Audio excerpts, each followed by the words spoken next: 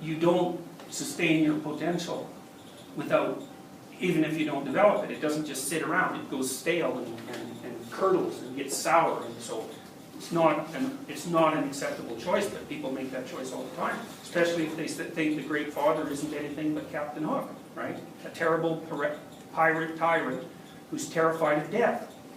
Crocodile, right? With the clock in his stomach. It's already got a piece of him, and that's the Dragon of Chaos. And he's being chased by the Dragon of Chaos. I mean, like if you're terrified of the Dragon of Chaos and you're in the patriarchal role, you're going to be a tyrant.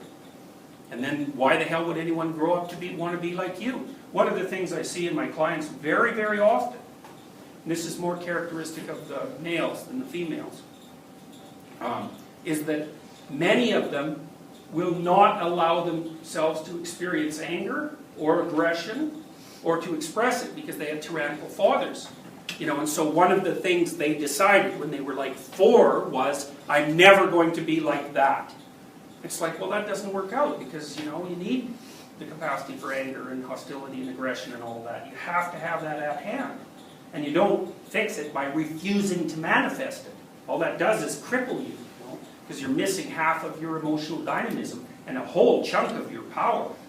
You know, you don't have that many sources of power. You've got enthusiasm, that's a good one. Curiosity, interest, appreciation for beauty, you know. Anger is unbelievably useful. It's a tremendous reservoir of power, you know, and you don't want to suppress that. You want to harness it so it's at hand, so that people don't mess with you. Because they will, you know. People will push, especially pushy people. And if you can't, well, if you can't push back, they're going to walk all over you. They won't even notice, you know, because you'll just move. And they won't even notice that they pushed you over. So when you'll go home, you'll be all resentful and irritated and brood on it for a month, and it's like, they didn't even notice anything happened. So, so the men I've seen often will refuse themselves access to anger in particular.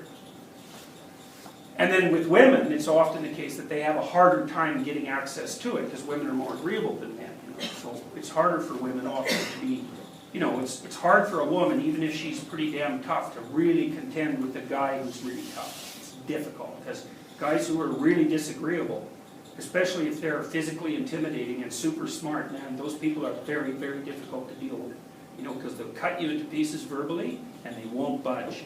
And so you have to really ratchet up your preparation before you can withstand that. And you know, a lot of women here who are going to be in corporate environments and dealing with people who are tough, you know, you got to get prepared for that, and it's no joke. You know, there's some very, very, very rock hard people out there. And that's a good thing, because nothing would happen without them. But, you know, they're a force to contend with. So anyways, the Dragon of Chaos, roughly speaking, differentiates itself into these fundamental, you could say personified elements, but personified is the wrong idea, because, you know, usually when you think of something as being personified, you think of it as being something, and then you act as if it's taken on personified qualities. You know, so it's like a projection. Now, I don't think that's how it works. I think that we naturally experience the world in the personified categories.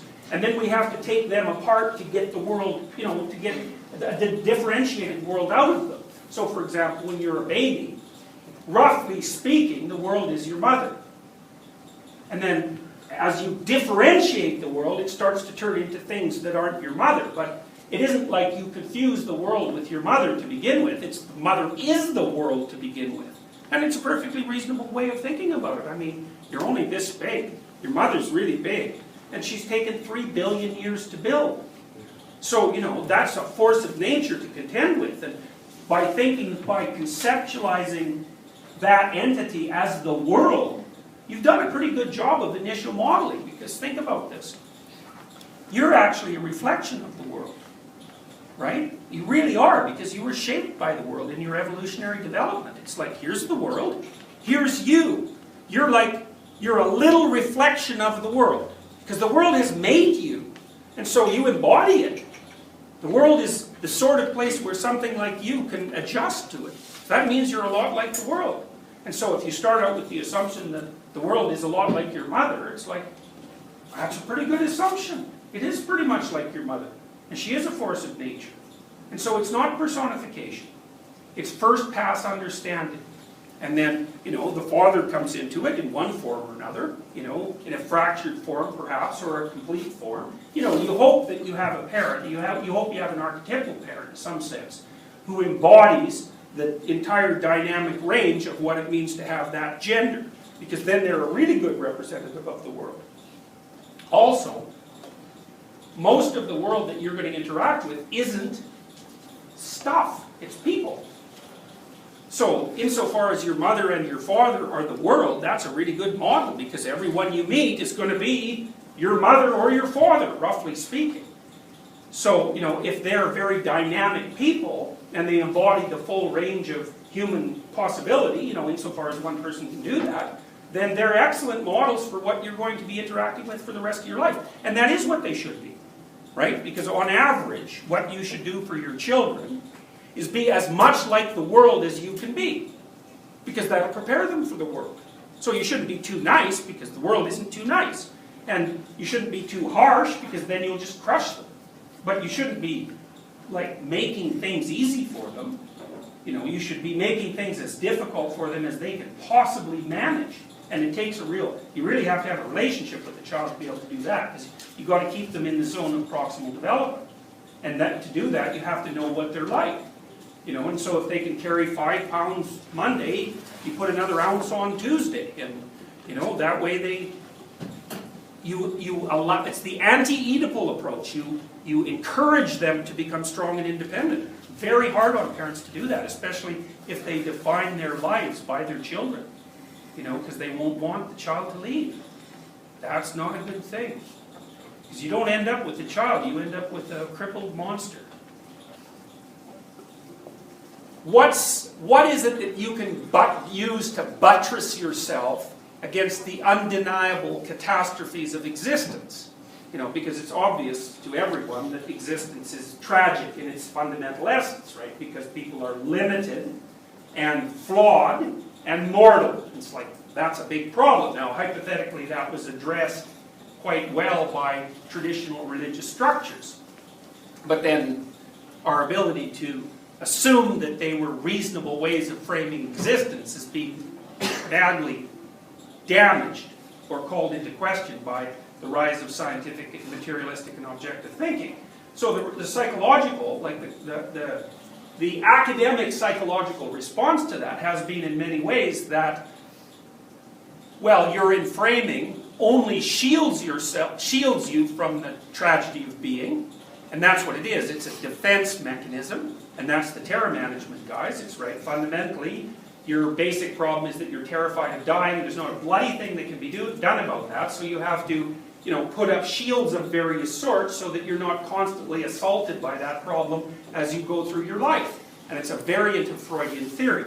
So that's one theory, and then there's a variant theory, which is positive illusions, which is the idea that, it's closely related, is that you can just delude yourself in an optimal way about the structure of being so that you can pretend that things are going to work out better for you than they probably are, and then you don't have to be worried about the fact that it's tragic because you just concentrate on your simplistic, optimistic, illusions. It's those are damn dismal theories, because they basically say that if you woke up and opened your eyes, what you see would be so terrible that you would die. Or that you would want to die, that it would drive you to suicide. You got to be careful before you tell people that sort of thing is true. Because you're undermining their capacity to live a genuine existence. And you're also saying, well, you can't live a genuine existence because the weight of it would be so heavy that it would destroy you, or it would drive you into a position where you wanted to be destroyed. It's before we get so damn pessimistic about it, we might start thinking about whether there are other phenomena that aren't illusory or delusional or defense mechanisms that actually are characterized by meaning. And so, one of the things I suggested to you at the beginning of this class, was that you watched what you said to find out if what you said was making you stronger or weaker, and that you can actually feel that. That's kind of a Rogerian idea, because Rogers would say that if what you're saying wasn't in sync with your embodied being, roughly speaking, because Rogers was really an embodied theorist, that you would feel that as a kind of discordance, and that would weaken you. And so, it's a much older and deeper idea than that, but Rogers articulated it very well. Well, there's another experiment that you can run that's also very much worth attending to, which is watch and see what's meaningful. Don't think about it. Just notice. Notice when you're engaged in something enough so that the fact of you doing it is sufficient for the task.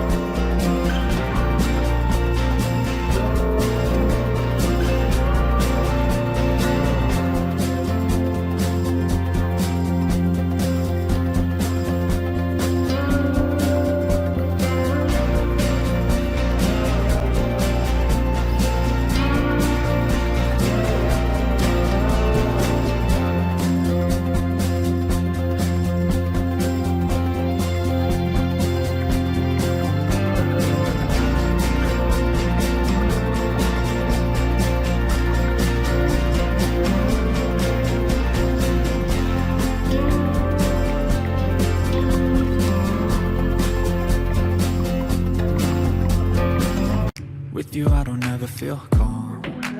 I can feel the sweat inside my palms. Play with me like cats and a string. You don't understand the pain it brings. You don't ever wanna give me wings. You don't ever wanna set me free. You know I'm addicted to you, and it's twisted, you've been gifted with the evil voodoo. Got me coming back for more, even when I've been screwed. Dolls full of pins, pierce my heart straight through. I got issues in my head, I like you in my bed, but you keep me on red. Oh, everything is like a test, I better not text or I'll come off desperate. But if I lay down and I play dead and I stay dead, baby you'll get sick of being the monster out of my head, under my bed, thinking something out of my nightmares, standing right there. But if I lay down and I play dead and I stay dead, then will you get bored again? So if I play dead, will you regret everything that you did, that you said? I don't think you understand what you're doing, and my heart's black and blue from the bruising. I feel like when I'm with you I'm losing. I feel like you think that this amusing, sitting there gaslighting and confusing. Was it me? Is it me? Am I deluded? I'm the one who's always sorry, the conclusion. Even though I offer all of the solutions, I wish you